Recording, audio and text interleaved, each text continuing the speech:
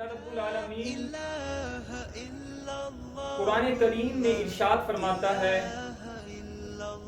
یا ایھا الذین آمنوا کتب علیکم الصیام کما کتب علی الذین من قبلکم لعلکم تتقون۔ یعنی اللہ رب العالمین ہم سے اتنا پیار کرتا ہے، اتنی محبت فرماتا ہے کہ ہمیں یہ طریقہ بتا دیا کہ کس طرح ہم نے اپنے رب کو راضی کرنا ہے۔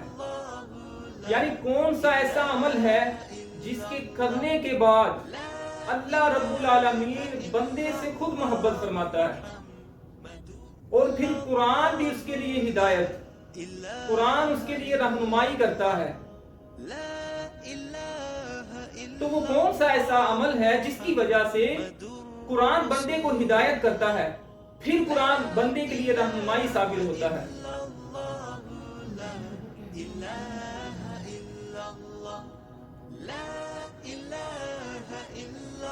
تو فرما دیا اے ایمان والو کتب علیکم الصیام، تم پر روزے فرض کیے گئے، کما کتب علی الذین من قبلکم، جس طرح تم سے پہلے لوگوں پر فرض کیے گئے۔